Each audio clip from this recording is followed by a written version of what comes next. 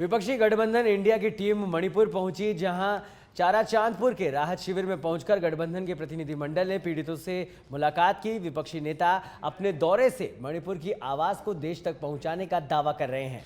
आपको बता दें कि हिंसा के बाद लगातार बिगड़े हालात का जमीनी हाल जानने के लिए विपक्षी दलों का प्रतिनिधिमंडल मणिपुर पहुंचा है, जहां 21 सांसदों के प्रतिनिधिमंडल ने हिंसा पीड़ितों से मुलाकात की और पीड़ित लोगों को का दर्द बांटा। आपको बता दें, साथ ही अपना घर बार गंवाने वालों को ढांढस बंधाया।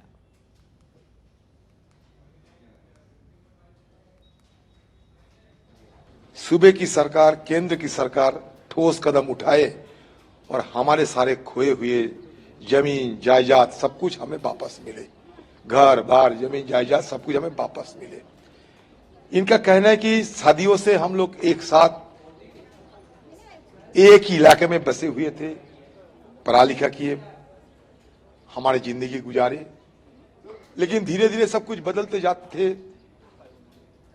ये यहाँ के मेती पीपल कहते हैं कि म्यांमार से ज्यादा बाहर के लोग आने लगे और हालात बिगड़ने लगे। लेकिन म्यांमार से लोग तो आज अचानक नहीं आ रहे हैं, बहुत सालों से आ रहे हैं, अनदेखी जरूर किए गए थे। इन्हीं लोगों की जो सोच, इन्हीं लोगों की जो मतलब वैली और हिल, ये दोनों के बीच जिस संबंध रहना जरूरी था उसमें दरार पैदा हो चुके हैं।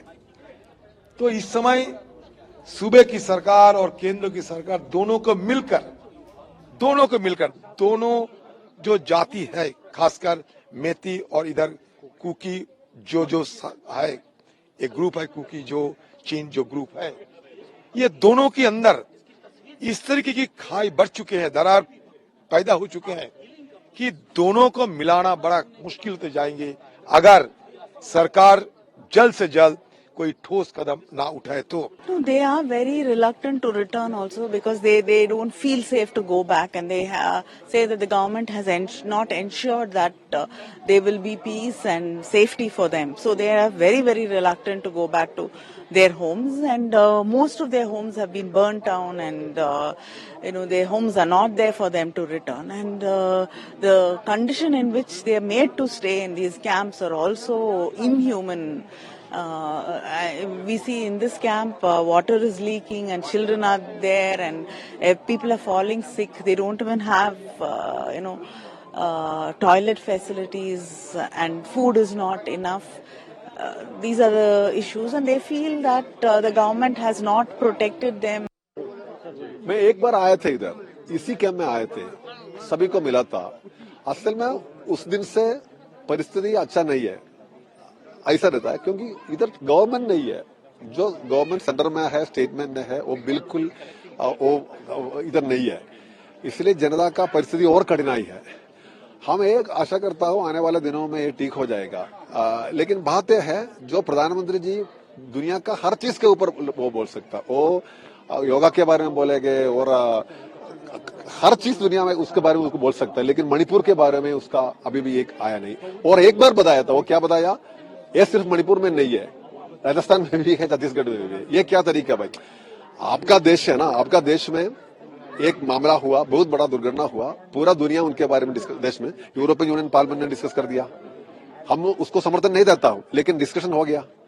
यूएन का इंटरवेंशन के लिए कुछ लोग कोशिश कर रहे हैं और यूएस एम्बेसडर ने कुछ बताया। मतलब क्या है ना, ये पूरा दुनिया में मणिपुर के बारे में मालूम। मेरा मानना है सबसे बड़ी समस्या है हथियार। जब ऐसी परिस्थिति तैयार होती है जहां आम जनता के हाथ में हथियार होती है, तो उससे किसी का फायदा नहीं होता, सबका नुकसान होता है। दूसरी बात, मेरा मानना है कि आस्था, मैं पहले भी बोली थी, अभी भी बोल रही हूँ, एक कम्युनिटी का दूसरे कम्युनिटी के ऊपर विश्वास नहीं रहा, और एडमिनिस्ट्रेशन के ऊपर तो किसी भी कम्युनिटी का विश्वास नहीं रहा। इधर वैली में भी बोल रहे हैं कि पुलिस ने कुछ नहीं किया, उधर हिल्स में भी बोल रहे हैं पुलिस ने कुछ नहीं किया। तो ये मुझे तो लगता है ये is a clear cut case of constitutional crisis. तो मैं प्रधानमंत्री से सिर्फ इतना कहूंगी, आपने उत्तराखंड में सीएम बदला, आपने गुजरात में सीएम बदला, आपने त्रिपुरा में सीएम बदला। ये क्या रहस्य है कि मणिपुर के लोगों की आवाज सुनकर आप यहाँ परिवर्तन नहीं करना चाह रहे?